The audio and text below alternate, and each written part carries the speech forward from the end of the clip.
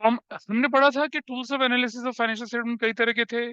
Comparative था, common size था, trend analysis आपके सिलेबस का पार्ट नहीं था, रेशियो एनालिसिस आपके सिलेबस का पार्ट है, फंड्स फ्लो स्टेटमेंट आपके सिलेबस का पार्ट नहीं है, और कैश फ्लो। मतलब कुल मिला के बोले तो हमें कितने पढ़ने हैं? कंपैरेटिव पढ़ना है, कॉमन साइज पढ़ना है, रेशियो पढ़ना है और कैश फ्लो पढ़ना है। चार चीजें पढ़नी है। पहला पार्ट आपके पास है कंपैरेटिव स्टेटमेंट। इसके बारे में, टूल्स के बारे में हम अच्छी खासी डिस्कशन पुराने चैप्टर में कर चुके हैं। पुराने चैप्टर में अच्छी खासी डिस्कशन हमने इसके बारे में करी थी। चलिए आपकी बुक खोलते हैं एक बार फटाफट से। आप देख पा रहे होंगे। हाँ, कोई बात नहीं। आप अपनी बुक खोल लीजिए एक बार ढंग से।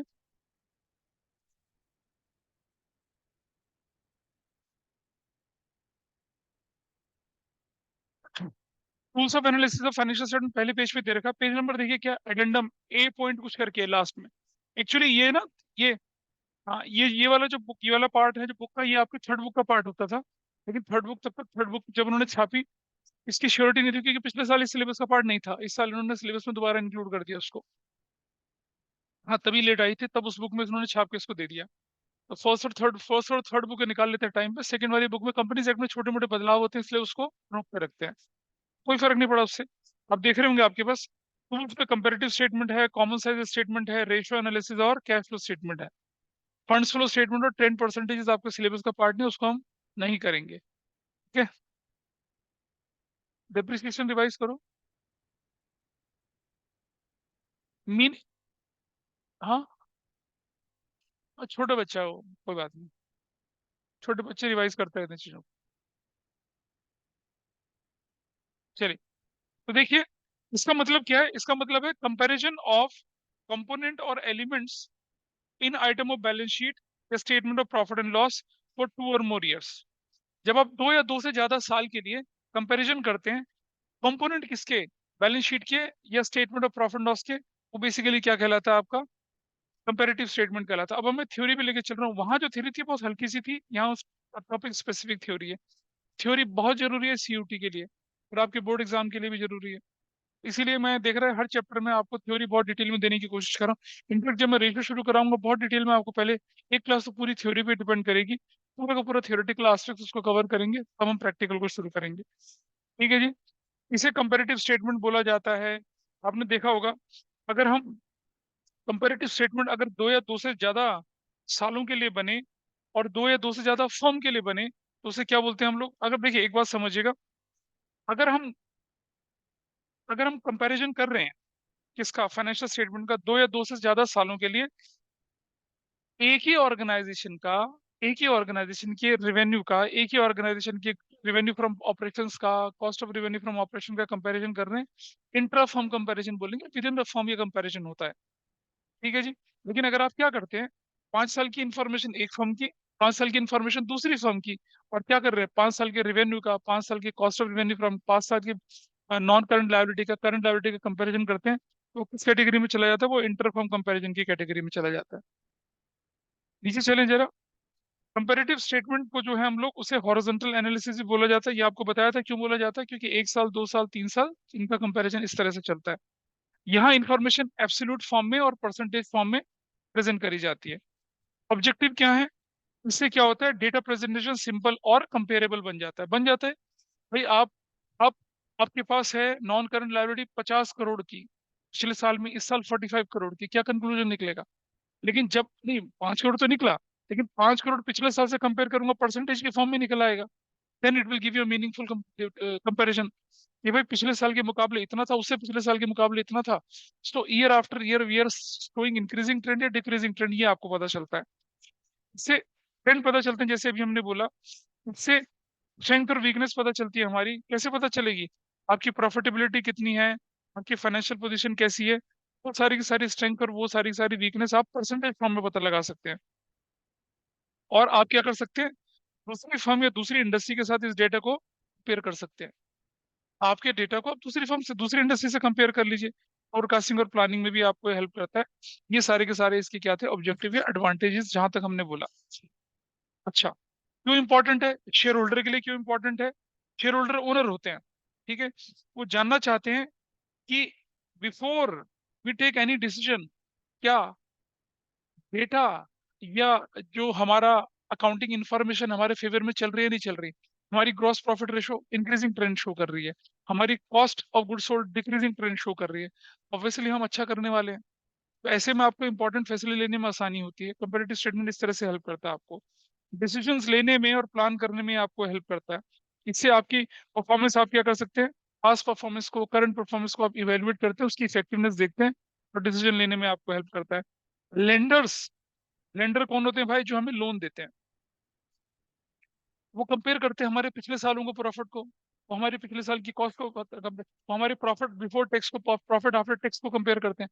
अच्छा इस बताइए मुझे, दुबई है ना, जैसे दुबई, वो तो tax free organise, tax free country एक तरह से, कुछ भी करो टैक्स वैक्स की तो परेशान, इसलिए तो वहां का सामान काफी सस्ता पड़ जाता है, टैक्स ही नहीं कुछ वहां पर। They encourage tourist, they encourage trade, tax को फ्री कर दिया। बाकी कंट्रीज तो टैक्स फ्री नहीं कर सकती ना। अब सोचिए आपकी एक कॉम्पिटिटर वो दुबई में ऑपरेट करती है और आप करते हैं इंडिया में ऑपरेट। इंडिया में कॉर्पोरेट टैक्स 30% चले, मतलब अगर आप 1 करोड़ कमाओगे तो 30 लाख सरकार को दोगे, 70 लाख अपने पास रखोगे। आपका कॉम्पिटिटर दुबई में है, उसका टैक्स ही नहीं है कुछ। तो मुझे बताइए, प्रॉफिट आफ्टर टैक्स का कंपैरिजन कर रहे हैं आप इंडिया का और दुबई वाले का, कोई कंपैरिजन सेंस ही नहीं बनता। तो आपको कंपैरिजन करना प्रॉफिट बिफोर टैक्स का, तब तो होगा रियल कंपैरिजन। तो लेंडर ये जानने की कोशिश करता है कि आपका प्रॉफिट बिफोर टैक्स कितना है, प्रॉफिट आफ्टर टैक्स तो बाद की बात है। तो प्रॉफिट आफ्टर टैक्स कितना है, बिफोर टैक्स कितना है, आपके बाकी के एक्सपेंसेस के हेड क्या है, और बाकी के एसेट्स आपकी क्या, रिजर्व कितना है, सरप्लस कितना है, आपके ऊपर लॉन्ग टर्म और शॉर्ट टर्म बोरोइंग का बोझ कितना है, ये सब जानने की कोशिश करती है और ये हमें परसेंटेज फॉर्म में दिखता है। और इन्वेस्टमेंट डिसीजन में हेल्प मिलती है किसको, जो आउटसाइडर बैठे हैं पैसा लगाने के लिए, वो कंपैरिजन करते हैं ना 5 साल के प्रॉफिट का, 7 साल के प्रॉफिट का, 10 साल के प्रॉफिट का, ईयर ऑन ईयर प्रॉफिट का, क्वार्टर ऑन क्वार्टर प्रॉफिट का, तब आपका, और वो फैसला लेते हैं कि आपकी कंपनी में लगाना सेफ रहेगा नहीं रहेगा। लिमिटेशन क्या होती है भाई, देखो लिमिटेशन तो हम बार बार दोहरा रहे हैं, हिस्टोरिकल रिकॉर्ड है, ये पर्सनल जजमेंट इसमें इफेक्ट होता है, क्वालिटेटिव एलिमेंट यहाँ से इग्नोर होते हैं, प्राइस लेवल चेंजेस को यहाँ इग्नोर, जो अकाउंटिंग की, जो एनालिसिस ऑफ फाइनेंशियल स्टेटमेंट की लिमिटेशन सारी की सारी यही है। अकाउंटिंग प्रैक्टिसेस में वेरिएशन होता है, इसलिए रिजल्ट उल्टे पुल्टे आ सकते हैं। ठीक है जी। कंपैरिजन ऑफ फाइनेंशियल स्टेटमेंट में कंपैरेटिव बैलेंस शीट होती है, आप देख रहे हैं, एक comparative statement of profit loss है, common size statement of profit loss है और कॉमन साइज बैलेंस शीट है। 4 आइटम को हमें पढ़ना है और इनसे रिलेटेड हमें प्रैक्टिकल क्वेश्चंस करने होंगे। ठीक है जी। चलिए सबसे पहले आप देख लीजिए इसका क्या, कंपैरेटिव बैलेंस शीट से शुरुआत कर रहे हैं। कंपैरेटिव बैलेंस शीट के ऑब्जेक्टिव हैं, देखो, कंपैरेटिव इनकम स्टेटमेंट का objective each and every item का आप एनालिसिस कर सकते हैं। कंपैरेटिव बैलेंस शीट का ईच एंड एवरी कंपोनेंट का आप एनालिसिस कर सकते हैं। कंपैरेटिव बैलेंस शीट को एनालाइज करने से आपको पता चलता है कि आपकी फाइनेंशियल पोजीशन कितनी स्ट्रांग है कितनी वीक है, यही इसके ऑब्जेक्टिव है। Each and every item equity liability assets या दो से ज्यादा सालों के लिए कंपेयर करते हैं, increase decrease in each and every item आपको पता चलता है, और आप बताते हैं कि फाइनेंशियल पोजीशन में जो चेंजेस हुए हैं उसका रीजन क्या है, ये आपको हेल्प करता है। कंपैरेटिव बैलेंस शीट से जो डेटा मिलता है वो ज्यादा रियलिस्टिक होता है, चेंजेस जो होते हैं आपको अच्छे से पता चलते हैं, ट्रेंड आपको दिखते हैं यहाँ पर, और बैलेंस शीट और स्टेटमेंट ऑफ प्रॉफिट लॉस का आपको लिंक दिखाई देता है। स्टेटमेंट ऑफ प्रॉफिट का जो नेट प्रॉफिट होगा, अगर वो बढ़ गया तो डिविडेंड की फॉर्म में दिखेगा, नहीं बढ़ा तो किसकी फॉर्म में दिखेगा, सरप्लस की फॉर्म में दिखेगा, या आपके रिजर्व की फॉर्म में।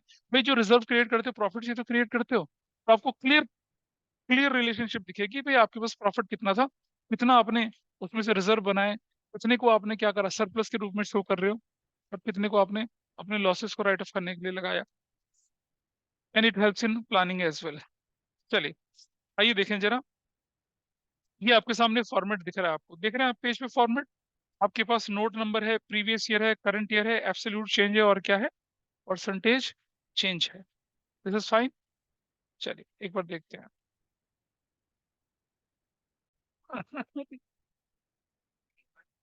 मैं बताऊंगा, चलो लेट स्टार्ट। Okay fine. कुछ भी बोलते रहते हैं बुढ़ापे में ना, बंदों की बुद्धि खराब हो जाती है, मैं उनमें से एक हूँ। चलो काम कर लेते हैं आगे। Okay fine, you can see this. हम लोग शुरू कर रहे हैं कंपैरेटिव स्टेटमेंट, और कंपैरेटिव स्टेटमेंट का जो फॉर्मेट है वो आपके सामने है। पर्टिकुलर्स हैं, नोट नंबर है, प्रीवियस ईयर है, करंट ईयर है, एब्सोल्यूट चेंज है और परसेंटेज चेंज है। अगर मैं बोलूँ प्रीवियस ईयर को ए और करंट ईयर को बी बोलूँ, तो जो हमारा सी होगा वो बी माइनस ए होगा, और जो परसेंटेज निकलेगी डी, वो निकलेगी सी कौन में बेस ईयर यानी previous year into 100, and that's all. जरा समझिए, पहले हम कंपैरेटिव बैलेंस शीट को पढ़ना शुरू करेंगे। कंपैरेटिव बैलेंस शीट में क्या होता है कि दो तरह से क्वेश्चन आते हैं। स्ट्रक्चर्ड बैलेंस शीट गिवन होगी आपके पास, या आपके पास लूज आइटम गिवन होंगे। जरा देखिए सबसे पहला एग्जांपल। अच्छा, बैलेंस शीट देख लें। शेयर होल्डर फंड में शेयर कैपिटल है, इक्विटी प्रेफरेंस है, रिजर्व सरप्लस है। ये money receive against share warrant application, money pending allotment हटा दिया गया है, क्योंकि ये सिलेबस का पार्ट नहीं है। आगे देखते हैं long term borrowing, short term, long term provision, short term borrowing, trade payable, other current liability, short term provisions, non current assets में property plant equipment and intangible assets, property plant and equipment, ये सारी की सारी चीजें आ गई। अरे, capital work in progress को उन्होंने वो हटा दिया ना, उसने उसने नहीं रखा इसके अंदर। अगर क्वेश्चन के अंदर होगा तो डाल देना। मोटा मोटा हटा दिया इसने से, जो मेजर मेजर हेड होती है उन्हीं को रख दिया है। Current investments, inventory, trade receivables. अच्छा, एक चीज बताओ, कुछ समझना। तुम्हारी एक बिल्डिंग 50 मंजिला बन रही है, ठीक है? तो फाइनेंशियल स्टेटमेंट एनालिसिस में ये क्या हेल्प करेगी तुम्हारी? तुम जनता में जाके ढिंडोरा पीटोगे कि look, we have a 50 storey building is work in progress. इससे इन्वेस्टर आएंगे क्या? नहीं आएंगे। तो अब ठीक है, एनालिसिस की जब हम बात करते हैं तो शायद उन्होंने इस तरह से हटा दिया, लेकिन अगर आपके क्वेश्चन में आए तो आपको डालना है, कोई परेशानी नहीं है। अब करंट असेट्स की कैटेगरीज देख लीजिए आपके पास। Inventory, trade receivable, cash, cash equivalent, short term, long term advance and other current assets, that's there. चलिए पहला एग्जांपल आपके सामने आया। आपके पास क्या गिवन है? लूज इंफॉर्मेशन गिवन है। आप जानते हैं शेयर कैपिटल और reserve surplus share holder fund का पार्ट बनता है। आप जानते हैं नॉन करंट लायबिलिटी का पहला आइटम लॉन्ग टर्म बोरोइंग है। आप जानते हैं उसके बाद अगला हेडिंग आपके पास करंट लायबिलिटी बनती है। आप जानते हैं उसके बाद टोटल, उसके बाद एसेट्स में से पहले हेडिंग क्या आती है आपके पास? Property plant equipment and intangible assets, आपके पास दे रखी है। उसके बाद आपकी नॉन करंट एसेट्स में सबसे अगली हेडिंग क्या आती है? नॉन इन्वेस्टमेंट आती है। और करंट एसेट्स की एक अलग से हेडिंग आती है। तो इसको प्लेस कर सकते हैं आराम से। सी योर आंसर कैसे? अच्छा, एक और चीज का ध्यान रखना सबसे पहले आप, कि फाइनेंशियल ईयर को देख के चलना। आप देख रहे हैं लेफ्ट हैंड साइड में क्या दे रखा है? 31 मार्च 2023 दे रखा है। राइट हैंड साइड में क्या दे रखा है? 2022। तो आपका सबसे पहला काम क्या होगा? आप एरो ऐसे लगा के, आप एरो इस तरफ, लेफ्ट से राइट से लेफ्ट की तरफ एरो लगा के चलेंगे। वरना बच्चे पता क्या करते हैं? पहले 23 लिख देते हैं, फिर 22, सारी फिगर नेगेटिव में आनी शुरू हो जाती है, उससे रायता फैलता है। वो नहीं करेंगे आप। सी द सोल्यूशन हियर। कितना आसान है। Share holder, share capital, reserve surplus, previous year की फिगर देखिए, प्रीवियस ईयर की फिगर रखिए, 22 की फिगर यहाँ, यहाँ 23 की फिगर रखी हुई है, देख रहे हैं आप लोग, रखी हुई है फिगर। और उसके बाद क्या किया आपने? प्रीवियस ईयर का, करंट ईयर का, reserve surplus, long term borrowing, current liabilities, property plant equipment, non current investments, current investment. आप देख रहे हैं शेयर कैपिटल में there is no change, dash dash लगा दिया।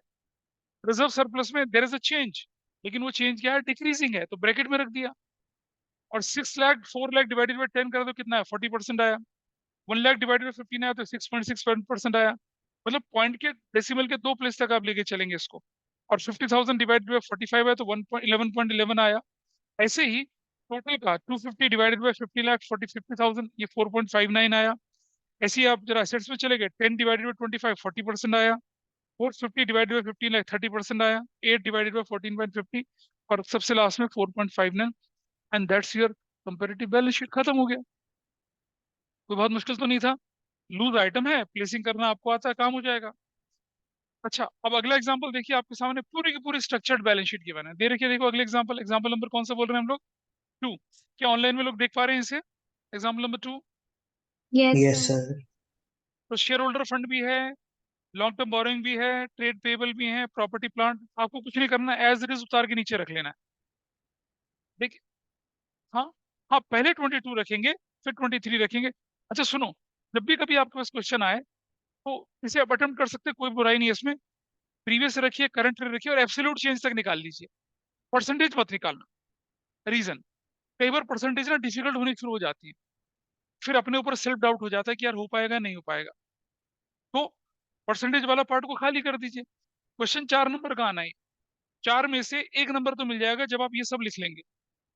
1 नंबर होता है उसका, 1 या आधा नंबर आपको मिल जाएगा, ऐसी कोई परेशानी नहीं है। ठीक है, बाकी कर ली। अगर कैलकुलेशन आसान है तो तुरंत कैलकुलेट कर लीजिए। अगर मुश्किल है तो छोड़ देना इसे, लास्ट टाइम पे जाकर आप इसमें एक्शन ले सकते हैं। और आपका ये परसेंटेज न लिखने के, तो बोलो तो रहा हूँ, 4 में से आपको आधा 1 नंबर मिलेगा सिर्फ। परसेंटेज ही तो एक्चुअली चीज है इस क्वेश्चन में। 3 नंबर। हाँ, 3। हाँ। अगर कोई व्यक्ति जैसे बोर्ड के एग्जाम में ना उसको प्रीवियस ईयर लिख दिया, करंट ईयर लिख दिया और एब्सोल्यूट चेंज लिख दिया, परसेंटेज नहीं लिखी। तो 4 नंबर के क्वेश्चन में हम एक अगर गंदा गंदा लिखा तो आधा नंबर दे के छोड़ देते हैं उसे। ये ध्यान रखना, परसेंटेज लिखना जरूरी है, लेकिन ऐसा भी नहीं है कि परसेंटेज के पीछे आप लट लेके पड़े रहें, आप तो निकाल के रहेंगे जी, 4 नंबर लेके रहेंगे जी, चाहे 15 मिनट ना लग जाए। ऐसा नहीं करना, अवॉइड सच थिंग। तो फिर आराम से हो जाएगा। स्ट्रक्चर बना इसके बाद आपने 1 मार्कर सॉल्व कर लिए, रेशो का क्वेश्चन सॉल्व कर लिया, कैश फ्लो बना लिया, उसके से वाइंड अप कर लेना। ठीक है। बोर्ड का पेपर नोएडा के स्टूडेंट को देख के नहीं बनाया जाता। बोर्ड का पेपर ऑल इंडिया जो बच्चे बैठते हैं उनके उनके दिमाग के उनके कैलिबर को देख ध्यान रख के बनाया जाता है। ठीक है, स्टेट वाइज भी हो लेकिन पेपर का लेवल मोरलेस सेम रहता है। मतलब कंपेरेटिवली वो आसान हो जाता है आप जैसे बच्चों के लिए, जो कि अच्छे लेवल के क्वेश्चन करते हैं, बाकी सारी चीजें करते हैं आराम से। कोई बच्चा ऐसा नहीं है, मैं गारंटी के साथ कह सकता हूँ कि इसे लगे कि हाँ हमारे लिए मुश्किल है, अनटिल अनलेस वो बहुत बड़ा ब्लेंडर करके आए। एक क्वेश्चन जैसे कुछ डिसोल्यूशन का क्वेश्चन है, हम तो पढ़ के गए थे जी, 100 क्वेश्चन करके गए थे, करके रहेंगे इसे, आधा घंटा उसी में लगा दिए। ऐसा नहीं होना चाहिए। एक बार पढ़ा, देखिए आपको 15 मिनट पढ़ने का मिलता है ना, उसमें एमसीक्यू सॉल्व मत करिए। 15 मिनट में ये डिसाइड करिए कि चॉइस वाला कौन सा क्वेश्चन आपने करना।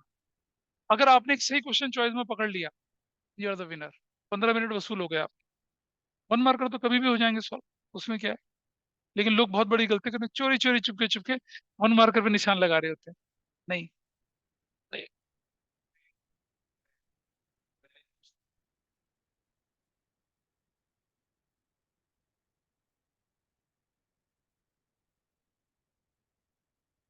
उननेसेसरी टेंशन बढ़ती है ना, चाहे हो ना हो। इन्विजिलेटर तुम्हारे सर पर सवार होकर तुम्हें बोल,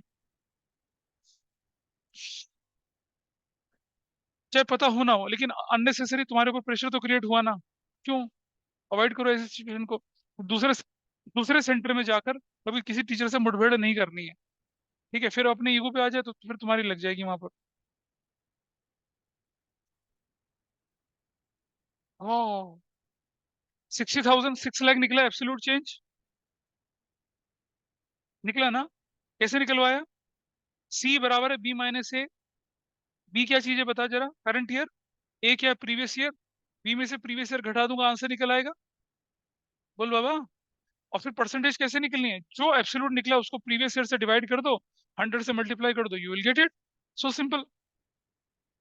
तो आप देख रहे हैं ये इन्फॉर्मेशन। अब परेशानी कहाँ पर आती है वो मैं दिखाता हूँ, और ऐसे क्वेश्चन आपकी बुक में कम है ही नहीं, मतलब एक आध क्वेश्चन होगा तो होगा। परेशानी क्या आती है मैं दिखाता हूँ, देखो आपको। सपोज आपके पास क्वेश्चन गिवन है यहाँ पर, 31 मार्च 23, 31 मार्च 22, ये आपके पास इंफॉर्मेशन है। और यहाँ लिखा आपके पास long term borrowings. Long term borrowings लिखी है आपके पास 20 लाख की, और लॉन्ग टर्म बोरोइंग लिखी है आपके पास कितने की, सपोज 15 लाख की, या मान लो मैं लिख दूं 25 लाख की। और इस पर नोट नंबर 1 लिखा हुआ है। ये तो आपको दे रखा है बैलेंस शीट के अंदर आइटम। और नीचे नोट्स टू अकाउंट्स में क्या लिखा हुआ है, नीचे नोट्स टू अकाउंट्स में लिखा हुआ है क्या, 10% डिवेंचर, 8 लाख और 6 लाख का। ठीक है। लिखा है टर्म लोन। टर्म लोन लिखा हुआ है कितने का, 7 लाख का, और लिखा हुआ है आपका 5 लाख का। ठीक है। फिर लिखा हुआ है आपके पास 12% डिवेंचर, ये लिखा हुआ है। ये लिखा हुआ है आपके पास 5 लाख का, और ये कितना, 6 11, 9 लाख का। अब ये टोटल कितना बना बताइए। This total is what, 20 lakh यहाँ बना, और ये टोटल कितना बना, ये सॉरी रुक जाओ, इसको बना लेता हूँ कितना, 4 5 11, और ये 14 लाख, 25 लाख। किसने बोला शॉर्ट टर्म होते हैं?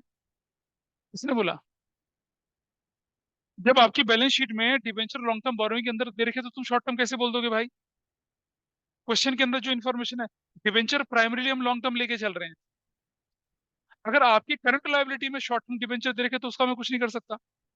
Debenture generally non current liability की कैटेगरी में डाल, लॉन्ग टर्म में डाल के चलिएगा आप। ठीक है, डिबेंचर 1 साल से कम के लिए होते नहीं है वैसे, वो फिर बॉन्ड की कैटेगरी में चले जाते हैं। देखिए इधर, तो बताइए आपके पास मेजर हेडिंग तो ये है। आप क्या करें, आप अब आप बना रहे हैं क्या, कंपैरेटिव बैलेंस शीट आप बना रहे हैं, कंपैरेटिव बैलेंस शीट, ये हम बना रहे हैं कंपेरेटिव बैलेंस शीट, ठीक है जी। और कंपेरेटिव बैलेंस शीट में हमने क्या करा, यहाँ लिखा 31 मार्च 22, यहाँ लिखा 31 मार्च 23, यहाँ लिखा एब्सोल्यूट चेंज, और यहाँ लिखा आपने क्या, परसेंटेज चेंज, ये आपने कर दिया, ऐसे करके लिखा।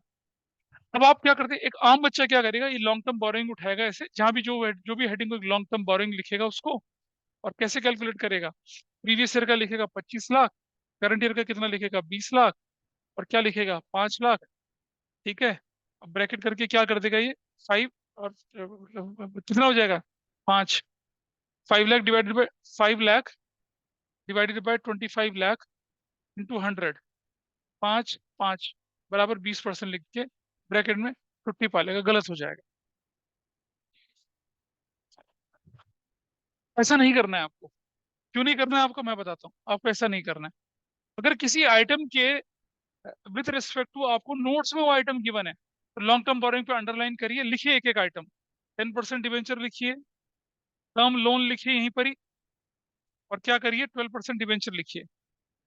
सबका अलग अलग लिखना पड़ेगा, कितना कितना लिखेंगे यहाँ पर, इसका लिखेंगे 6 लाख, इसका लिखेंगे 8 लाख, ये वाले का लिखेंगे 5 लाख, इसका लिखेंगे 7 लाख, ठीक है, इसका लिखेंगे 14 लाख, इसका लिखेंगे कितना 5 लाख।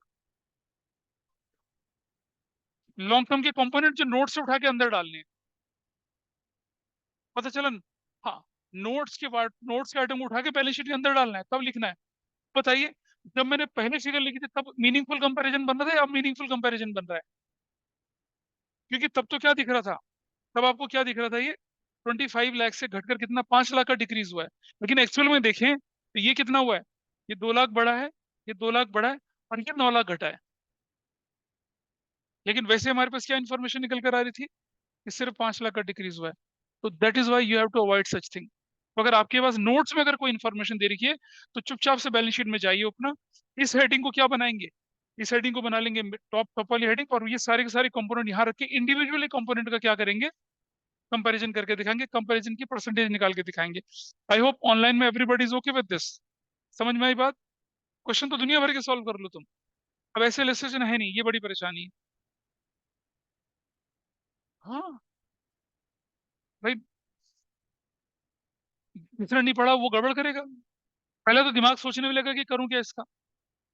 देखिए, अपने सेल्फ डाउट तो होगा ना कि मैं इसकी फिगर को लेके चलूं या इन तीनों को लेके चलूं। फिर उसने ऐसा क्वेश्चन करा ही नहीं कुछ, तो वो क्या करेगा, हो सकता है ये फिगर ले ले, और जब वो ये फिगर लेके तो हम नंबर ही नहीं देंगे उसमें, कैसे नंबर दे दूंगा मैं। क्या ये फिगर क्या ये figure is a true representative of this whole analysis, नहीं है ना, नहीं कर सकता। तो वो चीज का ध्यान रखना आपने, कि अगर नोट्स टू अकाउंट्स में आइटम दे रखे तो उनको उठाइए, और जैसे मान लो करंट लायबिलिटी है, करंट लायबिलिटी में 3 कंपोनेंट दे रखे हैं, तो करंट लायबिलिटी लिखिए, तीनों कंपोनेंट यहाँ लिखिए, फिर उनका एनालिसिस करके दिखाइए। ये ध्यान रखेंगे चीज का, ठीक है जी, इज दैट ओके। ज्यादातर क्वेश्चन जो ट्रेंड है सैम्पल पेपर में भी दिख रहा है आपको, आपकी टीएस ग्रेवाल में भी दिख रहा है, वो नॉर्मल क्वेश्चन का ट्रेंड है। जैसे मैं दिखा देता हूँ आपको कैसे ट्रेंड दिख रहा है, अपनी बुक के कोने पन्ने पलट दीजिए, अगला क्वेश्चन देख लीजिए, फिर से शेयर होल्डर फंड, इसमें भाई साहब ऑर्डर में ही हूँ। सुनो, अगर पेपर आसान बना तो आपको जो लूज आइटम है वो ऑर्डर में दे रखे होते हैं, बहुत बढ़िया बात है, तो ऑर्डर तो आपको मालूम है भाई। अगर इस तरह का क्वेश्चन जैसे आप देख रहे हैं इलस्ट्रेशन 3, पांडे इलस्ट्रेशन 3 देखिए, अगर आप इलस्ट्रेशन 3 दिख रहा है जैसे आपको, क्या, हाँ ये ऑर्डर में है ना सारा का सारा। और जैसे इलस्ट्रेशन 1 देखी थी आपने, इलस्ट्रेशन 1 में तो लूज आइटम थे ना। हाँ, अब जो लूज आइटम की, मैं पहले मैं रिजर्व सरप्लस लिख दूं, फिर मैं करंट एसेट्स लिख दूं, फिर प्रॉपर्टी प्लांट इक्विपमेंट लिख दूं, फिर शेयर कैपिटल लिख दूं, ऐसे भी आइटम डिस्टॉर्ट करके दे रखा होता है। तो आपको तो मालूम है कि सीक्वेंसिंग क्या है, तो आप आराम से डाल सकते हैं उसको। इतनी जगह पढ़ी है ये सीक्वेंसिंग भाई, इशू ऑफ शेयर में पढ़ी है, इशू ऑफ डिवेंचर में पढ़ी है, फर्स्ट चैप्टर में पढ़ी है, हर जगह पढ़ा है इसको, इसलिए तो पहले चैप्टर पे बहुत ज्यादा जोर डलवाया था, ठीक है। इलस्ट्रेशन 3 देख लिया आप लोगों ने, कुछ नहीं है, हलवा है, बिल्कुल वैसे ही कर सकते हैं, कोई इतनी परेशानी नहीं है करने में। जो परेशानी होती है परसेंटेज की होती है, ठीक है जी। अच्छा, आजकल क्या ट्रेंड बना हुआ है, जरा एक चीज और देख लीजिए। कुछ टीचर क्या करते हैं, थोड़ा इनोवेटिव बनने की कोशिश करते हैं, और बोर्ड पे जो प्रेजेंटेशन के तरीके उससे हट जाते हैं।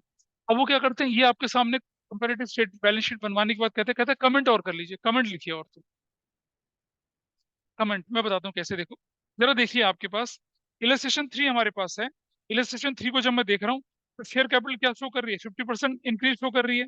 Long term borrowing 300% increase show कर रही है। Trade payable creditor 66.7% increase show कर रहे हैं। प्रॉपर्टी प्लांट 55% इंक्रीज शो कर रहा है। ट्रेड रिसीवेबल 50% शो कर रहा है, और cash and cash equivalent 100% increase show कर रहा है। सिग्निफिकेंट नहीं है, थोड़ा सा अमाउंट है। ऐसे लिखते हैं वो, देखिए मेरा सॉल्यूशन देखिए इसने क्या लिखा हुआ है। ये सॉल्यूशन को छोड़िए, मैं ही बताता हूँ आपको क्या कर रखा है इसने। इसने बोला क्या कि लॉन्ग टर्म बोरोइंग कितना बढ़ी है आपकी, बताइए। लॉन्ग टर्म बोरोइंग कितना बढ़ रही है आपकी, देख रहे हैं 300% बढ़ रही है। तो कंपेरेटिव बैलेंस, इसने जो कंक्लूजन लिखे हैं अगले पेज पे A.11 में, कंक्लूजन क्या लिखा हुआ है। Comparative balance sheet of the company shows that there is an increase in share capital by 50% and long term borrowing by 300%। ये इंक्रीज शो हो रहा है, बोलिए जी, हो रहा है ना, इंक्रीज शो हो रहा है। ठीक है। अच्छा जरा एक और चीज देख लीजिए, शेयर कैपिटल का इंक्रीज 1 लाख का है, लॉन्ग टर्म बोरोइंग का इंक्रीज कितना, तो 1,20,000 का, तो टोटल कितना इंक्रीज शो कर रहा है, 2,20,000 इंक्रीज हो रहा है। और नीचे चलाइए जरा, प्रॉपर्टी प्लांट इक्विपमेंट कितने से बढ़ रही है, 2 लाख से। तो साफ साफ नहीं लग रहा कि आपने एडिशनल शेयर कैपिटल और एडिशनल लोन लेके क्या करा, अपनी कैपिटल एसेट्स बढ़ाई।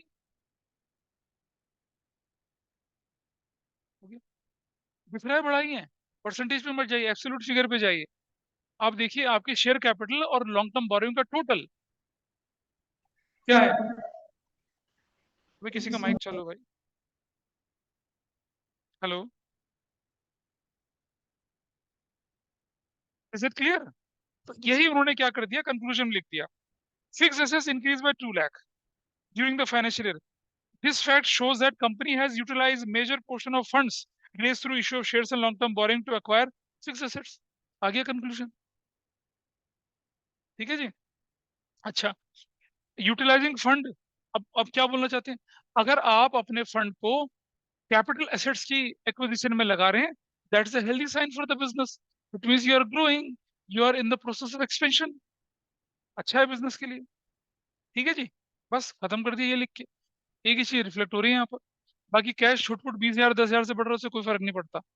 तो आपका आपका रेवेन्यू फ्रॉम ऑपरेशन से भी आ सकता है। बाकी कोई और कुछ है। ट्रेड पेबल जो हो रहे हैं ना, आप 40% बढ़ रहे हैं। ट्रेड पेबल कितने से बढ़ रहे हैं, 40। ट्रेड पेबल 40, और आप ट्रेड पेबल 40,000 से बढ़ रहे हैं, और ट्रेड रिसीवेबल भी 40,000 से बढ़ रहे हैं। तो बहुत बड़ी बात नहीं है। जब आप सामान उधार खरीदेंगे तो क्या होगा, अगर आप सामान उधार खरीदते हैं तो डेटर बढ़ते हैं, सॉरी क्रेडिटर बढ़ते हैं। और जब आप उधार सामान बेचते हैं तो क्या होता है, मोरलेस सेम सिचुएशन है, कोई बड़ी उसमें कुछ सिग्निफिकेंट चेंज करने के लायक नहीं है। कभी कभी वो ऐसा क्वेश्चन दे सकते हैं, तो you should be mentally ready for that. Illustration 4 देख लीजिए, सेम कैटेगरी का। अच्छा अब देखो इलस्ट्रेशन 4 में क्या आ गया, लॉन्ग टर्म बोरोइंग लिखा हुआ आ गया, loan from bank and loan from others आ गया दिख रहा है आपको लिखा हुआ ही। अब इसको क्या करेंगे, जब सोल्यूशन बनाएंगे ना, तो लॉन्ग टर्म बोरोइंग के अंदर सब हेडिंग बना के डाल देंगे, सी और सोल्यूशन क्या कर रखा है देखिए।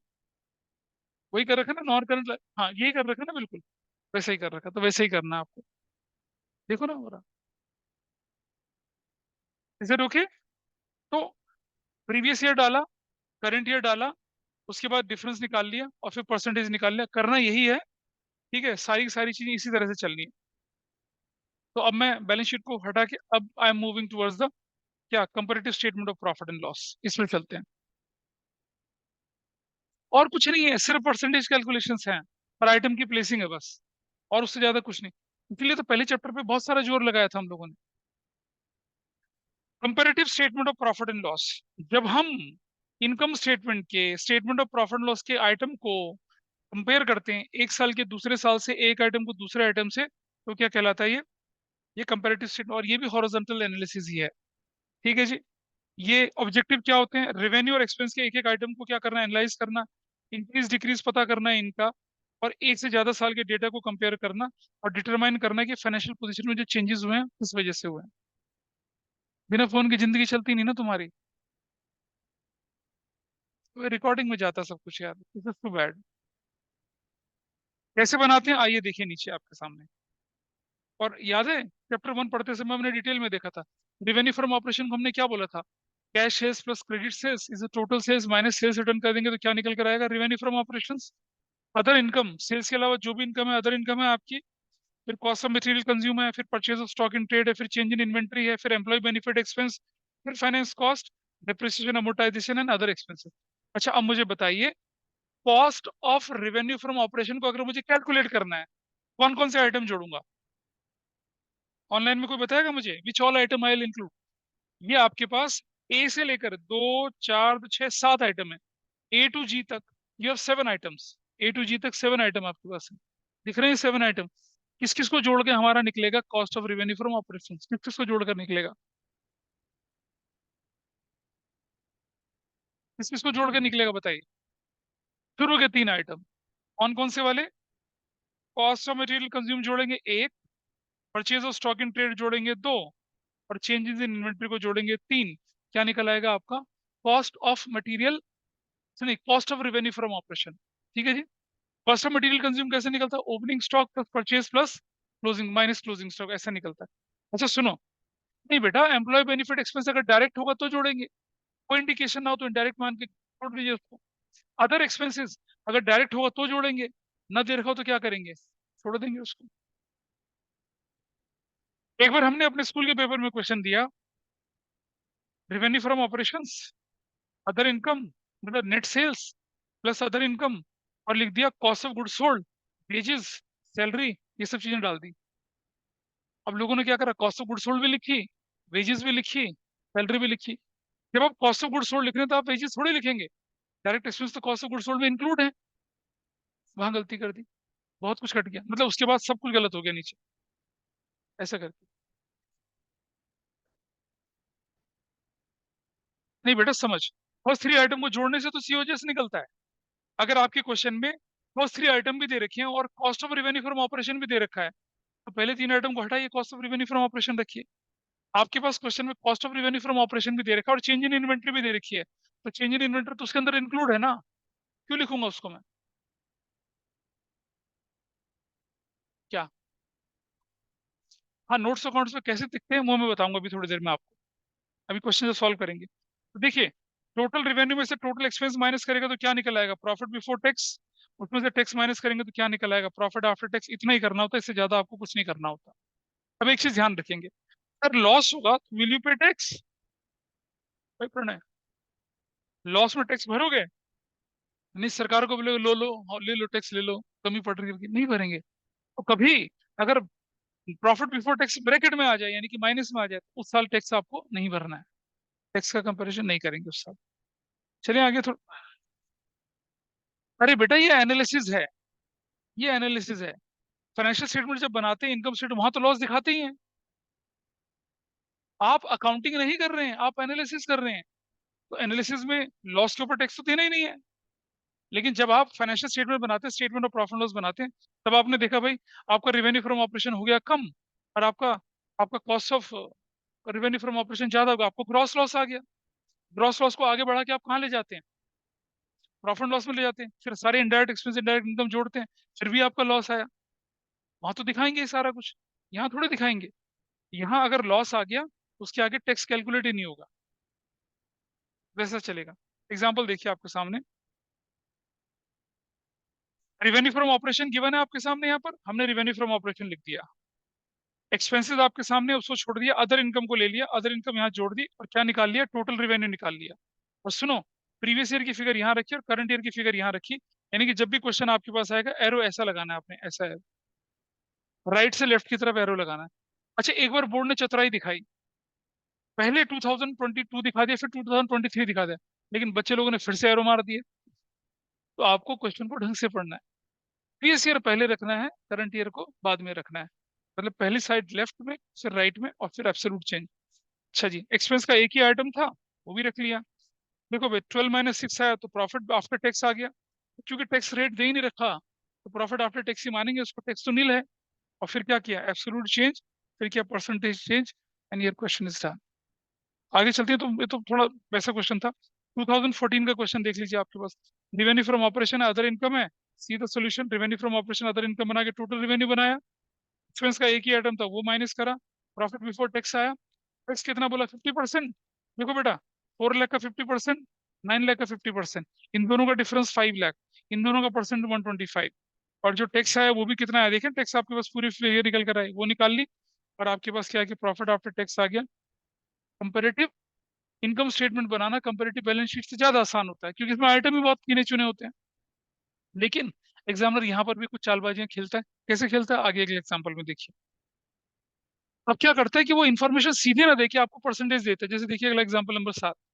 भाई रिवेन्यू फ्रॉम ऑपरेशन गिवन है, अदर इनकम गिवन है, और कह रहे एक्सपेंसेस जो है किसका है, 50% of the revenue from operation है। लो जी निकाल लो। दे ही नहीं रखा, निकाल। हाँ निकाल, देखो आपके सामने दे रखा है इधर। रिवेन्यू फ्रॉम ऑपरेशन लिख दिया, अदर इनकम लिख दिया, टोटल रिवेन्यू फ्रॉम ऑपरेशन लिख दिया, आपके सामने लिख दी वैल्यूज। ठीक है जी। टोटल आपके सामने वैल्यू लिख दी, एब्सोल्यूट परसेंटेज सारी चेंजेस निकाल दी। एक्सपेंसेस कैसे निकाले आपने, 4 लाख का 50%, 3 लाख का 50%, ये भी निकाल लिया वैल्यू आपने। और आपने प्रॉफिट बिफोर टैक्स कर लिया। टैक्स का रेट आपके सामने क्वेश्चन में दे रखा 40%, 40%, 280 का 40%, और किसका, और 190 का 40%। चेंजेस भी निकाल लिया, प्रॉफिट आफ्टर टैक्स भी हो गया। इसमें एक स्मार्ट काम हो सकता है। अगर टैक्स का रेट 50% है तो जो परसेंटेज निकल कर आएगी ना वही परसेंटेज रेप्लीकेट होगी। देख रहे हैं ना आप, 32.14 यहाँ भी आई, 32.14 यहाँ भी आई, 32.14 यहाँ भी आई, नीचे तक वही है, अलग से कैलकुलेट करने की जरूरत नहीं। क्या समझ पा रहे हैं? इसमें बोर्ड में करने लायक कुछ नहीं, इसलिए मैं नहीं कर रहा। जहाँ बोर्ड में करने लायक होगा वहां मैं करूंगा, क्योंकि बहुत ही हलवा टॉपिक है। आइए जरा यहाँ आ जाते हैं। अब आपके थोड़े आइटम बढ़ गए, और रिवेन्यू फ्रॉम ऑपरेशंस आपके सामने है। फिर से हमने क्या कर दिया, एरो लेफ्ट से राइट से लेफ्ट की तरफ एरो डाल दिया। पहला काम तो यही करा। रेवेन्यू फ्रॉम ऑपरेशन कितना लिखा हुआ है, 320 और 5 लाख, और ये आपने वैल्यू निकाल दी। अदर इनकम है ही नहीं, ठीक है, नहीं है तो नहीं है। अब ऐसे थोड़ी लिखेंगे revenue from operation plus other income is zero, जोड़ के नहीं, कुछ नहीं करना। अगर नहीं है तो नहीं है, यही सब कुछ है। फिर एक्सपेंसेस देख लीजिए आप। Purchase of stock in trade दे रखा है, ये आपको मालूम है। उसके नीचे चेंज इन इन्वेंट्री आती है, ये भी मालूम है। उसके नीचे अदर एक्सपेंसेस आते हैं, ये भी मालूम है। अब अदर एक्सपेंसेस कैसे निकलेंगे, cost of revenue from operation का कितना परसेंट, 8% और 10% पे निकलेगा। देखो आपके क्वेश्चन में दे रखा है क्या, कि अदर एक्सपेंस कैसे निकालना है। ये परसेंटेज है किसका, किसका 8% और किसका 10%, किसका, cost of revenue from operation. अब मुझे बताइए, cost of revenue from operation के लिए 3 आइटम चाहिए थे। Cost of material consume, purchase of stock in trade, change in inventory. तीन में से कितना आइटम गिवन है बताइए जरा मुझे। 2 आइटम गिवन है, purchase of stock in trade और क्या, चेंज इन इन्वेंट्री। ये 2 आइटम गिवन है आपके पास। तो देखिए इन दोनों का टोटल कर दिया। देखो 250 और 50 का टोटल करा कितना है, 3 लाख। 3 लाख का 10%, see what is your answer, 30,000। 3 lakh, ये कितना है, 450, और ये कितना है, 50,000। इन दोनों का टोटल करा कितना, 5 लाख। 5 लाख का 8% कितना है, 40,000। Got your answer as well. भाई कॉस्ट ऑफ गुड्स सोल्ड ही तो होती है ना। Cost of revenue from operation और कॉस्ट ऑफ गुड्स सोल्ड में क्या फर्क है, सेम ही तो चीज है दोनों। इज इट ओके, ऑनलाइन समझ पा रहे हैं क्या किया। देखो वर्किंग नोट में भी करके दिखा रखा है यहाँ पर। वर्किंग नोट नीचे देखिए, पीछे वर्किंग नोट दिखा रखा है, अगले पेज पे देखिए। Purchase of stock in trade, change in inventory को जोड़ा, क्या निकाल लिया, cost of revenue from operation, other expenses निकाल लिया। चाहो तो वर्किंग नोट में से कैलकुलेट कर सकते हैं, नहीं तो नहीं करो कैलकुलेट। आपके पास बुद्धि है, आप अपना अलग से कर लीजिए उसको। और उसके बाद तो क्वेश्चन फ्री हो गया। टोटल एक्सपेंसेस निकल आए, प्रॉफिट बिफोर टैक्स। आप देख रहे हैं profit before tax, loss loss loss आया, देयर इज नो टैक्स। हालांकि ऊपर क्या दे रखा, टैक्स का रेट दे रखा ना 30%, 30%। अगर 30% रेट दे रखा तो आपको ये डैश डैश करके दिखाना पड़ेगा, वरना लोग सोचेंगे आपने इंक्लूड ही नहीं करा इसको। तो टैक्स 30%, नील नील नील और आगे तक नील। आफ्टर टैक्स भी कितना रहेगा, उतना ही रहेगा जितना पहले था। This is how your. नीचे वाला कुछ क्वेश्चन देख लीजिए आप यहाँ पर, 2018 कंपार्टमेंट में, कंपार्टमेंट जैसी कोई बात नहीं है। अदर इनकम कितनी है, रेवेन्यू फ्रॉम ऑपरेशन का 15% और 25% है। एक्सपेंसेस कितना है, रेवेन्यू फ्रॉम ऑपरेशन का 60%, 50% है। ये तो हलवा क्वेश्चन था, कुछ भी इतना उतना तो नहीं था। जो सीधी सीधी फिगर दे रही है उसी से कैलकुलेट करके निकाल लिया। So I am not touching it now. यहाँ जाइए, रेवेन्यू फ्रॉम ऑपरेशन है, अदर इनकम है, कॉस्ट ऑफ मटेरियल कंज्यूम भी है, चेंज इन इन्वेंट्री भी है, और अदर एक्सपेंसेस क्या, कॉस्ट ऑफ रेवेन्यू। फिर वही क्वेश्चन आ गया, है ना, वही क्वेश्चन तो आया। तो क्या करना है, कॉस्ट ऑफ मटेरियल कंज्यूम और चेंज इन इन्वेंट्री को जोड़ दूंगा। जो आएगी उसका 20%, जो आएगा उसका 20% निकाल के हमने अदर एक्सपेंसेस है। सी योर आंसर है। रेवेन्यू फ्रॉम ऑपरेशन आपके पास आया, other income I, total revenue from operation लिख दिया, लिख लिया। फिर cost of material consume already given है आपके पास, चेंज इन इन्वेंट्री गिवन है आपके पास, अदर एक्सपेंसेस नहीं था। इसे आप क्या कर सकते हैं, वर्किंग नोट में निकाल दे, निकाल दे। अब इस क्वेश्चन में वर्किंग नोट में नहीं निकाला, ओरल निकाल लिया। कोई हार्ड एंड फास्ट रूल नहीं है। अदर एक्सपेंस निकालने के बाद क्या निकला, टोटल एक्सपेंस। और सुनो, रेवेन्यू फ्रॉम ऑपरेशन से टोटल एक्सपेंस जब मैं माइनस करूंगा तो मेरे पास क्या आ जाएगा, बिफोर टैक्स, टैक्स माइनस कर दिया, क्या आया आफ्टर टैक्स। एब्सोल्यूट और percentage is never been an issue to all of you, आराम से होने वाली चीज थी। ठीक है। अब जरा यहाँ ध्यान से देखिए, illustration 11, revenue from operation given है, purchase of stock in trade given है, चेंज इन इन्वेंट्री गिवन है, अदर एक्सपेंस गिवन है, सब कुछ बढ़िया चल रहा है। ठीक है। अब मुझे ये बताइए कि अगर चेंज इन इन्वेंट्री में 30,000 ब्रैकेट में आ जाए तो क्या मतलब है इसका। 30,000 अगर ब्रैकेट में आ जाए तो क्या मतलब है इसका, नेगेटिव आइटम है ना। ऊपर क्वेश्चन के अंदर ही ब्रैकेट में दे रखा हो तब क्या मतलब होता। नहीं, नेगेटिव का नेगेटिव ही रखना है, पंगा थोड़े कुछ। लेकिन इसका इंप्लीकेशन ये होता है, इसका इंप्लीकेशन रेशियो में आता है। नेगेटिव का मतलब क्या है कि this is increase in inventory. Increase in inventory मतलब ओपनिंग इन्वेंट्री कम थी, क्लोजिंग इन्वेंट्री ज्यादा थी, तो एक्सेस ऑफ क्या क्लोजिंग ओवर ओपनिंग हो गया ना ये, ऐसा। तो इसमें तो कोई फर्क नहीं पड़ता। लेकिन अगर यही क्वेश्चन रेशियो एनालिसिस में आया तो बहुत फर्क पड़ेगा। उस समय भी याद दिलाऊंगा दिलाऊंगा, अभी नहीं, ये रेशियो भी पढ़ा नहीं है ना इसलिए नहीं। उस समय मैं क्वेश्चन करवाऊंगा आपको ऐसा। हम्म? तो ये क्वेश्चन में कुछ नहीं था, आसान था। चेंज इन इन्वेंट्री में कोई फर्क पड़ ही नहीं रहा आपका। ठीक है। लेकिन एक चीज देखिए जरा, मान लिया जाए 2022 है, ये 2023 है, और यहाँ पर हमारे पास है चेंज इन इन्वेंट्री। ये इन्वेंट्री 40,000 की है और ये वाली इन्वेंट्री 20,000 की है। अब बताइए एब्सोल्यूट चेंज कितना होगा और परसेंटेज चेंज कितना होगा। अब मेरा क्वेश्चन आपसे ये, नहीं देखो, इस फाइनेंशियल ईयर में जो इन्वेंट्री बदली है वो कितने की, 40 की है। मतलब ओपनिंग ज्यादा क्लोजिंग कम है, पॉजिटिव है। और यहाँ कितनी है ये, अब बताओ क्या आएगा, कितना आएगा ब्रैकेट में, कैसे निकाला, ये माइनस ये ऑलरेडी माइनस का था, माइनस ऑलरेडी 40 किया, कितना आ गया, माइनस का 60,000 आ गया। अब आप देखिए यहाँ पर क्या होगा, 60,000 क्या आया, ब्रैकेट में आया।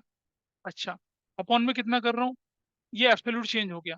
परसेंटेज चेंज कैसे, हाँ ये क्या करूंगा मैं, 60,000 ब्रैकेट में डिवाइडेड बाय 40,000 इंटू 100 करूंगा तो कितना परसेंटेज आ जाएगा, एक दो तीन चार, एक दो तीन, और ये चार, चार कितना आएगा, चार, हाँ 150%, that is the change, bracket में रहेगा ये।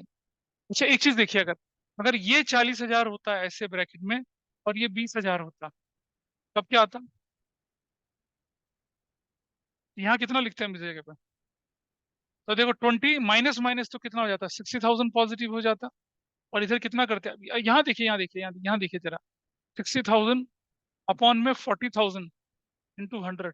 अब बताइए ये वैल्यू पॉजिटिव लिखता है और ये वैल्यू ऐसे है, अब क्या लिखता, हाँ? ये वैल्यू ब्रैकेट में जिसके नीचे जो वैल्यू है वो नेगेटिव में है, क्या फर्क पड़ता, कैसे कैसे माइनस आता।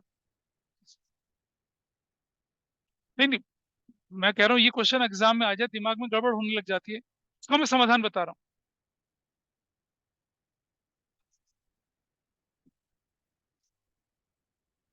ऑनलाइन वाले क्या कहेंगे, दिस आंसर शुड बी, ये आंसर अभी भी 150% आया, तो क्या ये 1% क्योंकि डिनोमिनेटर ब्रैकेट में था तो मैं ऐसा कर दूंगा क्या, नहीं। हाँ, यहाँ ये 150% का ही रहेगा। मैथमेटिक नहीं कर रहे हैं ना हम लोग यहाँ पर, मैथमेटिकल कैलकुलेशन कर रहे हैं सिर्फ। ठीक है। इससे ये जो अब देखे ना, सुनो, पिछले साल नेगेटिव था, इस साल 150% बढ़ा तभी तो पॉजिटिव हुआ। तो हमारा इंक्रीज 150% का है ना, वहां क्या था, डिक्रीज वन, पहले नेगेटिव था कितना, पहले पॉजिटिव था फिर घट के नेगेटिव हो गया, या तो डिक्रीज बना 150% का, इसका ध्यान रखना।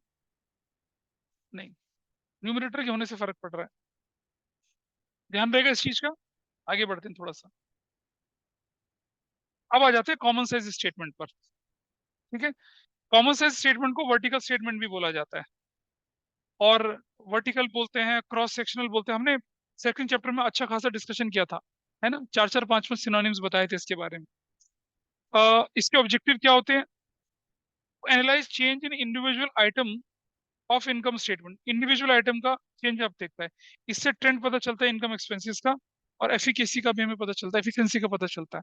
लेकिन पहले मैं क्या करूंगा आपके सामने, पहले मैं आपके सामने ना कॉमन साइज बैलेंस शीट बताऊंगा, फिर हम कॉमन साइज इनकम स्टेटमेंट पे आएंगे। पहले कॉमन साइज बैलेंस शीट में वही पेज नंबर पहुंच जाइए भाई आप A.21 पे। इसमें क्या पता लगाते हैं आप टोटल एसेट्स के कंपैरिजन में अपने हर एक लायबिलिटी, हर एक एसेट्स का कंपैरिजन लेके चलते हैं। पेज नंबर A.21 में common sense balance sheet shows percentage relation of each assets and liability to total assets and total liability including capital, और कुछ भी मतलब जो भी लायबिलिटी का आइटम सबको मिला जुला के आप ऐसा करते हैं। इसका ऑब्जेक्टिव क्या होता है? इंडिविजुअल आइटम बैलेंस शीट को एनालाइज करना, ट्रेंड पता लगाना और फाइनेंशियल साउंडनेस का पता लगाना। कैसे बनता है? देखिए आपके सामने फॉर्मेट है। ये बड़ी मजेदार चीज है। नहीं नहीं, पढ़ना है, सिर्फ पढ़ना, याद करने की जरूरत नहीं, रट्टा पढ़ लो ना उसको, पढ़ के चलिए, कुछ तो याद रहता ही है ऑब्जेक्टिव। और देख रहे हैं सबके कॉमन ऑब्जेक्टिव है, कुछ बहुत ज्यादा ट्रेंड सेटिंग डिफरेंस तो नहीं है ना इनके बीच में। देखिए बैलेंस शीट का स्ट्रक्चर आपको मालूम है, share holder fund, share capital, non current, current liability, ऐसी non current assets, current assets का स्ट्रक्चर मालूम है। पहले क्या करते थे आप? पहले आप प्रीवियस ईयर रखते थे ना, हमने प्रीवियस ईयर अभी भी रखा। पहले आप करंट ईयर रखते थे, हम करंट ईयर भी रख लेते हैं। लेकिन अब हम क्या करेंगे? एब्सोल्यूट चेंज नहीं लिखेंगे, प्रीवियस ईयर की परसेंटेज रखेंगे और करंट ईयर की परसेंटेज रखेंगे, बस इतना करेंगे। कैसे करेंगे आइए एग्जाम्पल देखते हैं। आपके सामने एक इलस्ट्रेशन नंबर 15 है, शेयर होल्डर फंड दे रखा है। और आप देखिए सबसे पहला काम क्या करना है आपने? एरो राइट से किसकी तरफ ले जाना है? लेफ्ट की तरफ ले जाना है, ताकि आपका आंसर नेगेटिव में नहीं आए। सीधा आंसर यार। भाई देखो पिछले साल का शेयर होल्डर फंड, इस साल की नॉन करंट लायबिलिटी, अच्छा सॉरी पिछले साल का करंट लायबिलिटी, टोटल आ गया कितना? 20 लाख। यहां तक देखिए पहले आप। अब मैं बता रहा हूं आपको, ये 10 लाख जो है, 10 lakh, 10 lakh divide 10 lakh, 10 lakh divided by किससे कर रहे हैं हम लोग? देखिए जरा, 10 लाख डिवाइड किससे कर रहे हैं हम लोग? 20 लाख से कर रहे हैं। 10 लाख को 20 लाख से डिवाइड करा, and what percentage you got? 50%। 5 lakh divided by 20 lakh करा, क्या परसेंटेज आ गई? 25%। 5 लाख डिवाइडेड बाय 20 लाख करा, क्या परसेंटेज आ गई? 20%। और 20 लाख डिवाइड करा 20 लाख से, तो कितना है? 100%। कॉमन साइज में एक खास बात ये होती है कि जो टोटल आएगा वो हमेशा 100% आएगा। और आप देख ही रहे हैं, क्योंकि हम कंपेयर किससे कर रहे हैं? टोटल एसेट से कर रहे हैं, हमेशा 100 आएगा टोटल। इस बात का ध्यान रखेंगे। अच्छा अगले साल पे चलिए जरा। 20 lakh divided by 20 lakh, 20 lakh divided by 50 lakh करूंगा तो कितना आएगा? 40%। 20 लाख डिवाइडेड बाई करूंगा 50 लाख तो कितना आएगा? 40%। 10 लाख डिवाइडेड बाई 50 करूंगा तो कितना आएगा? 20%। और 50 लाख डिवाइडेड बाई 50 करूंगा तो कितना आएगा? 100%। यानी कि एसेट्स लायबिलिटी को डिवाइड करिए टोटल लायबिलिटी से, और एसेट्स को डिवाइड करिए किससे? टोटल एसेट से। दोनों सालों की परसेंटेज आ जाएंगी। पता चल रहा है कुछ? ठीक है, पता चल गया परसेंटेज के बारे में। तो जब ऐसा क्वेश्चन आता है, एक चीज का ध्यान रखेंगे। ये तो ठीक है, क्लियर है, चीजें यहाँ पर क्लियर है आपके, आराम से चलिए, परसेंटेज निकल कर आ रही है। क्या चीज का ध्यान रखना जरा मैं बताता हूँ आपको। सपोज ये है परसेंटेज प्रीवियस ईयर की, ये है परसेंटेज करंट ईयर की, ऐसे लिख कर आ रहा है। और मान लो ये जो हमारा टोटल है, सपोज ऐसा आया टोटल, 6 और 5 11, 25 लाख ये आया था, और ये कितना आया था? 20 लाख यहाँ पर आया था, ऐसे आया टोटल। मान लिया जाए ये टोटल में, अच्छा अब सब जानते हैं ये टोटल तो 100% के बराबर होना चाहिए। मान लिया ये टोटल आया 37%, ये आया 42% आ गया, और ये 1315। ठीक है जी। अच्छा अब ये टोटल बताइए कितना आ रहा है? ये वाला टोटल मैं बताऊं जरा, इसका डिफरेंस कितना आ रहा है बताइए यहाँ पर। 5 और 3 8 तो 10, एक 3 7, ठीक है, 7 और 1 8 तो 10, 0, और 4 1 5 4 9 और 1 10, एक यार, एक 10.72 आ रहा है, इतना आ रहा है। ठीक है, जब आप कैलकुलेशन कर रहे हैं, मान लो मैंने हाइपोथेटिकली, कितना इनका टोटल 100 आना चाहिए ना, आ रहा है नहीं आ रहा? 5 3 8 तो 10,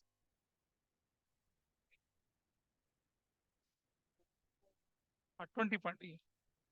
जब आप इसकी एक्चुअल कैलकुलेशन कर रहे हैं तो 20.93 ऐसे कुछ आ रही है। अगर आप यहाँ 20.93 लिखेंगे तो आपका आंसर 100 के ऊपर चला जाएगा ना, तो गड़बड़ हो गई। ऐसा नहीं करना। तो अगर आपकी दो इन्फॉर्मेशन आ गई है और तीसरी इन्फॉर्मेशन में कुछ कम ज्यादा आ रहा है, तो आपको ये वाली फिगर ना लेके वो फिगर लिखनी है जिससे क्या बन जाए? आपका आंसर 100 बन जाए, इसका ध्यान रखना। नहीं, उससे मार्क्स बचेंगे। अगर तुम ये रखोगे ना और ये 100 के बराबर नहीं होगा, तो ये आपको काट देगा वो। अगर आपने अपनी असली कैलकुलेशन 2.93 यहाँ रख दी, तो उससे क्या होने वाला है बताइए जरा इधर। सो इसका मतलब ये भी गलत है, फिर ये भी गलत। नहीं, ऐसा नहीं। अगर आपने यही किया, पुराने वाला जो डिफरेंस है वो किया, कितना था वो, जो भी था ये, अगर वो किया, then it will be treated correct. हाँ, पूरे नंबर मिलेंगे उससे। तो एक फिगर जो होती है, वो जो लास्ट की फिगर यहाँ पर निकल कर आएगी, अगर वो आपके 100 को ऊपर लेके जा रहा है, 100 के ऊपर किसी भी कीमत में नहीं जाना है, ये इसका रूल ऑफ थंब है। भाई किसी भी कीमत में आप इससे बियॉन्ड तो जा ही नहीं सकते हो ना, चाहे आपकी कैलकुलेशन गलत ही क्यों ना, उससे कोई फर्क नहीं पड़ता। देख बेटा, ये ना, ये भी राउंड ऑफ होती है, ये भी राउंड ऑफ होती है, राउंड ऑफ में ये चलता है, राउंड ऑफ में ऐसा हो जाता है, तो इसलिए उसको एक्सक्यूज कर लिया जाता है और मान लिया जाता है उससे। हमने बोला ना, अभी पढ़े थे लिमिटेशन।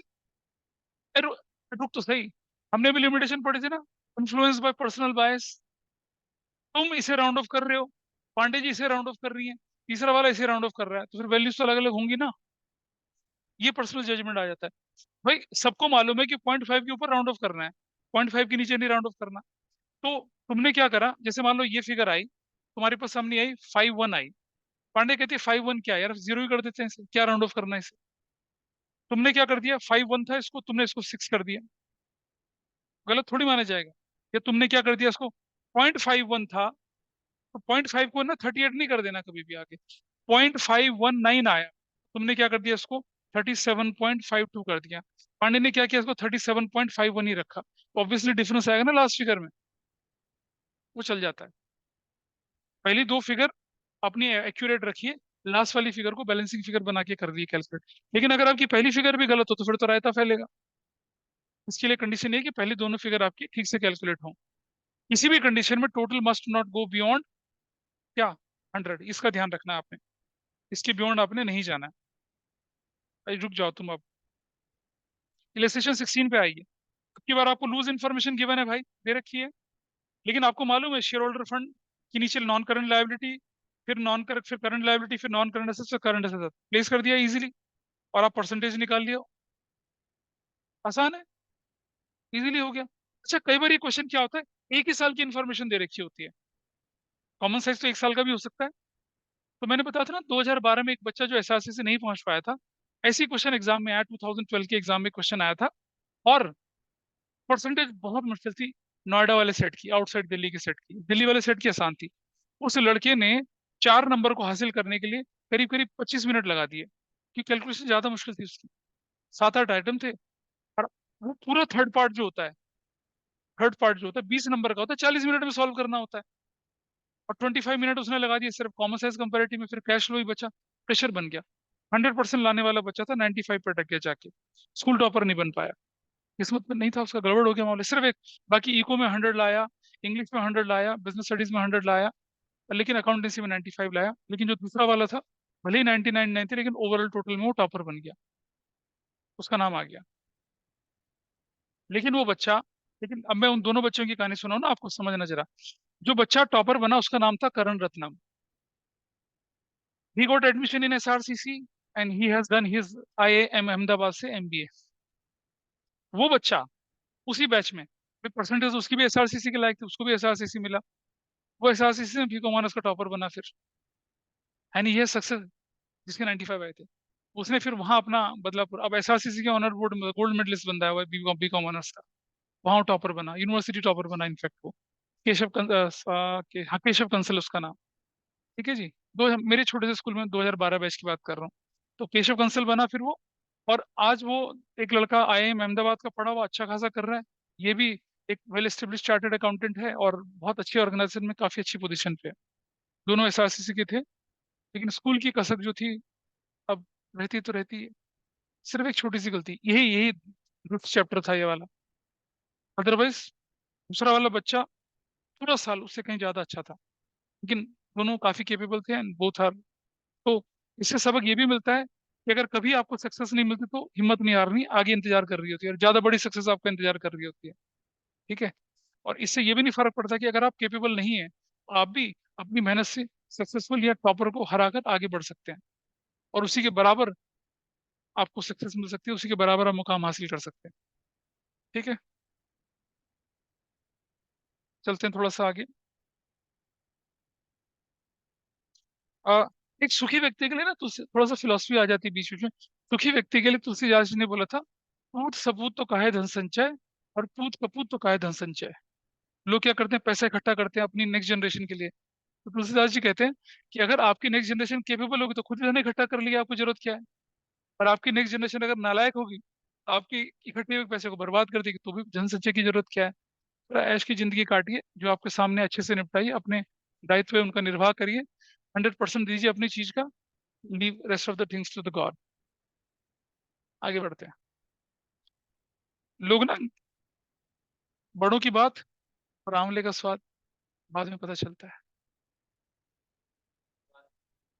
खा के देखे एक बार आंवला, और फिर 5 मिनट बाद महसूस होगा तूने तुमने क्या कहा था। जब मुंह में डालेगा तो कड़वाहट होती है, थोड़ी देर बाद देख क्या मिठास आती है। Illustration 17, it moves in that direction में कुछ अच्छा, यहाँ भी वही थ्योरी चलती है। अगर आपके पास लॉन्ग टर्म बोरोइंग थी, उसके 3 कंपोनेंट थे, करंट लायबिलिटी 3 कंपोनेंट थे, तो आपको कहाँ दिखाने हैं वो, इसके अंदर ही बना के दिखाना है, इससे अलग नहीं जाना है। Is that okay? जैसे भी करके दिखा था ये वाला पार्ट, ये हर जगह एप्लीकेबल होगा। अ, इसमें और कुछ नहीं है। चलिए कॉमन साइज इनकम स्टेटमेंट में चलते हैं। इस चैप्टर में टीचर के कराने लायक कुछ भी नहीं होता, मतलब मजा मजे की क्लास होती है, कुछ भी नहीं। आपके पास सामने देखिए आ गया, इलस्ट्रेशन नंबर 12 है। इलस्ट्रेशन 12 तो हम कर ही चुके थे, सॉरी। कॉमन साइज पे चल रहे हैं ना, ये रहा कॉमन साइज। अच्छा, यहाँ मजेदार चीज क्या है आपको, अभी हमने कॉमन साइज बैलेंस शीट करी ना पहले। कॉमन साइज इनकम स्टेटमेंट पे आएंगे पहले अब। हाँ जी, ये रहा, ये रहा इलस्ट्रेशन 12 आपके पास है।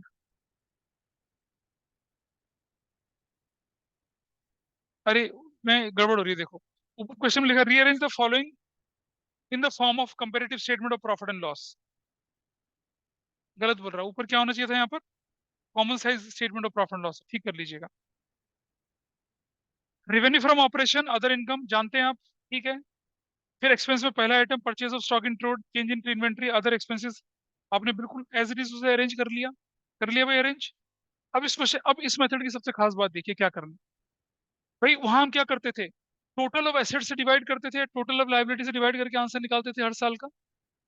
यहाँ क्या करना है आपको, अगर 22 ईयर है तो 7,50,000 डिवाइडेड बाय 7,50,000 करिए, मतलब हर आइटम को रेवेन्यू फ्रॉम ऑपरेशन से डिवाइड करिए, सबको। 750 डिवाइडेड बाय 750, यू गॉट 100%, देख रहे हैं आपके आंसर में 100% दिख रहा है। 75,000 अदर इनकम डिवाइडेड बाय 750 कितना दिख रहा है, 10% दिख रहा है। 825 डिवाइडेड बाय 750 तो कितना दिख रहा है, 110 दिख रहा है। इस तरह में आपका टोटल 100% नहीं आ सकता, ये ध्यान रखना। कॉमन साइज बैलेंस शीट में 100% टोटल आएगा, इसमें नहीं आ सकता। देख तो रहा है भाई, रेवेन्यू फ्रॉम ऑपरेशन और अदर इनकम जो है, वो तो रेवेन्यू फ्रॉम ऑपरेशन से ज्यादा ही होगी, और उसको तुम अगर रेवेन्यू फ्रॉम ऑपरेशन डिवाइड करोगे तो बियॉन्ड 100% जाएगी ना चीज, इसलिए ऐसा हो रहा है। हाँ, एक्सपेंस भी रेवेन्यू फ्रॉम ऑपरेशन से डिवाइड होंगे, देख रहे हैं। ये 6 लाख डिवाइडेड बाय कितना, 750, 10,000 डिवाइडेड बाय 750, 7500, हर आइटम, चाहे वो प्रॉफिट बिफोर टैक्स है, चाहे वो इनकम टैक्स है, चाहे वो प्रॉफिट आफ्टर टैक्स है, each and every item divided by revenue from operation of that year. भाई सुनो, इनकम कितनी अच्छी है कितनी नहीं है, इसको जानने का पैरामीटर है रेवेन्यू फ्रॉम ऑपरेशन। आपका टैक्स रेवेन्यू फ्रॉम ऑपरेशन का कितना परसेंट है, आपकी change in inventory revenue from operation का कितना परसेंट है, आपकी other income revenue from operation का कितना परसेंट है। That gives you meaningful comparison, ठीक है जी। और इसी तरह से अगले फाइनेंशियल ईयर पे चलेंगे, आप क्या हो गया, 10 लाख डिवाइडेड बाय 10 लाख करूंगा तो क्या आएगा, 100%।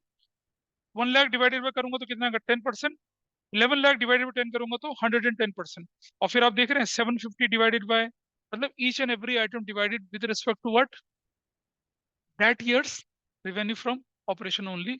और कितना आसान काम है, कॉमन साइज सबसे आसान होता है करने के लिए, ठीक है, सबसे आसान होता है करने के लिए। लेकिन एक चीज का ध्यान रखना, परसेंटेज इसमें मुश्किल दे देते हैं आपको। तो आपके एग्जाम में जो इस बार का जो सैंपल पेपर है, उसमें एक क्वेश्चन कंपैरेटिव इनकम का है और एक क्वेश्चन कॉमन साइज इनकम का है, दोनों के 4 नंबर की वेटेज है। और तरीका वही है, देखो भाई, प्रीवियस ईयर और करंट ईयर को लिखने में कोई परेशानी नहीं है। अरे यार नहीं है, इसमें से 4 नंबर का क्वेश्चन आता है, एक ही क्वेश्चन आता है। ऑप्शन आता है, ऑप्शन में चॉइस में देगा ना वो। ये क्वेश्चन नंबर 33 होता है आपके सैम्पल पेपर का। 30। हाँ। हाँ, प्लेसिंग तो बिल्कुल फिक्स है, प्लेसिंग में कोई डिफरेंस नहीं होता। 1 मार्कर की प्लेसिंग में फर्क पड़ता है। 34 क्वेश्चन कैश फ्लो का ही होगा। 33 क्वेश्चन होगा कॉमन सेंस कंपेरेटिव का। 32 क्वेश्चन जो होगा रेशियो एनालिसिस का होगा। फिक्स है, स्लॉट फिक्स है। फिर जो 31, 30, ये जो है ना, इनमें 27 से लेकर इनमें थोड़ा बहुत चेंजेस हो सकता है। इलस्ट्रेशन 13 देखिए आप, पूरी की पूरी इंफॉर्मेशन दे रखी है, सिर्फ आपको क्या करना है, चीजें प्लेस करके बनानी है। ठीक है, तो मतलब इसमें मेरे बताने लायक कुछ नहीं है, सिर्फ प्रैक्टिस करने लायक है। अच्छा यहाँ देखिए आप जरा इलस्ट्रेशन 14 देखिए, इसमें इंपॉर्टेंट लगाइए। एक मजेदार चीज देखना इसमें, इसमें इंपॉर्टेंट लगाना है, इलस्ट्रेशन नंबर 14 पे इंपॉर्टेंट लगाना। रेवेन्यू फ्रॉम ऑपरेशन दे रखा है, अदर इनकम दे रखा है, टोटल रेवेन्यू बन सकता है, but cost of material consumer, employ benefit expense और अदर एक्सपेंसेस में। लेकिन नीचे इन्होंने क्या कर दिया, एक पूंछ दे दिया आपके सामने कि अदर एक्सपेंस में प्रोविजन फॉर टैक्स इंक्लूड है, पिछले साल का और इस साल का। प्रोविजन फॉर टैक्स बनने के बाद कहाँ जाता हो, तो लाइबिलिटी साइड पे चला जाता है, और अदर एक्सपेंस में तो इंक्लूड ही नहीं होना चाहिए वो। तो क्या करेंगे, जब आप अदर एक्सपेंस लिखेंगे तो उसे माइनस करके लिखें, है ना भाई। अदर एक्सपेंस में ये थोड़ी इंक्लूड, प्रोविजन थोड़ी अदर एक्सपेंस में इंक्लूड होता है, याद है चैप्टर 1 में पढ़ा था हमने, जो आपके सन्ड्री एक्सपेंसेस होते हैं वो इंक्लूड होते हैं। Provision for tax is not an expense, provision for tax expense थोड़ा ही है, वो तो शॉर्ट टर्म में लॉन्ग टर्म प्रोविजन बन के जाएगा, है ना, पैसा बन के जाएगा। तो ये अदर एक्सपेंस में इंक्लूड नहीं होता। तो आपने क्या करा, जब सोल्यूशन निकाला तो क्या करा देखिए, कॉस्ट ऑफ मटेरियल कंज्यूम लिखी, एम्प्लॉयमेंट मैंने एक्सपेंस लिखा, और अदर एक्सपेंस में नोट लिख के क्या कर दिया है, अदर एक्सपेंस में से प्रोविजन फॉर टैक्स माइनस करके लिखा। इस चीज का ध्यान रखना आप, इसीलिए इंपॉर्टेंट, तो जब कोई भी रिवीजन करें तो इस पर्टिकुलर क्वेश्चन का रिवीजन जरूर से करना। ठीक है? इस तरह से आपने क्या देखा, ये एक प्रैक्टिकल छोटू सा नन्नू मुन्ना सा टॉपिक था, कॉमन सेंस कंपेरेटिव वाला। देखिए, प्रैक्टिस करेंगे तो ये आपका अपना, वरना मेरा तो बचपन से ये। अब आप अपनी बुक खोलिएगा, आपकी बुक का एक अनसॉल्व क्वेश्चन आप ट्राई करिए, और उसको कर लेते हैं, तो आपको लगेगा कि भी हाँ, हमने ये चैप्टर को, इसका बहुत बड़ा पार्ट हमने ऑलरेडी कर लिया। आई जस्ट शो यू,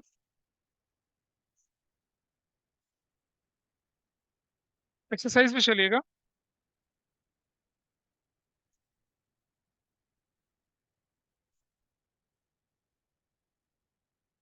हाँ, एक क्वेश्चन नंबर 4, क्वेश्चन नंबर 4,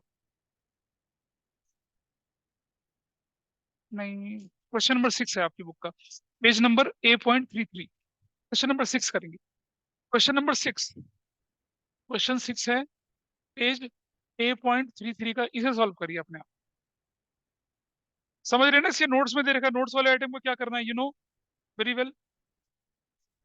इस क्वेश्चन में लिखा है, इस क्वेश्चन में लिखा है कि कमेंट, अब comment on the basis of changes. अब चेंजेस कैसे पता चलते हैं आपको, चेंजेस कॉमन साइज में तो पता ही नहीं चलते, कॉमन साइज में तो परसेंटेज पता चलते, चेंजेस कहाँ दिखते हैं, एब्सोल्यूट और परसेंटेज कंपैरेटिव। तो कौन सा बनाना है आपको, कंपैरेटिव बनाना है। बेटा एक पीरियड से दूसरे पीरियड में जब कंपैरिजन करेगा तो कंपैरेटिव स्टेटमेंट बनेगा ना, तो कंपैरेटिव स्टेटमेंट बनाइए, परसेंटेज निकालिए, उसके बाद कंक्लूजन में जो लिखना है लिखिए। पहले करो तो बेसिक काम, बिना परस यार कंक्लूजन लिखने, वो डिपेंड करता है, 4 नंबर का क्वेश्चन है, 1 नंबर भी हो सकता है, 2 भी हो सकता है। क्या भाई, परसेंटेज निकालना तो है, वो तो निकालो। हाँ, वो करिए पहले आप। तो इसके इलस्ट्रेशन करिए, स्कैनर करिए, एक्सरसाइज करिए, इसको ग्रिप में लाइए। 4 नंबर ऐसे नहीं छोड़ने हैं आप लोगों ने। सारी ट्रिक मैं बता चुका हूँ, जहां जहां क्वेश्चन उल्टे पुल्टे होते हैं वो बता चुका हूँ। अगर आपको पहला चैप्टर ढंग से आता है तो इसके कंपोनेंट को समझने में कोई परेशानी नहीं होगी। एग्जामिनर एग्जामिनर क्या ट्रिक खेलेगा, cost of revenue from operation दे देगा और आपको 3 आइटम दे देगा लूज, कंसिडर नहीं करना उनको। टोटल कहाँ करना है इसमें, टोटल नहीं करना। चलिए दैट्स ऑल।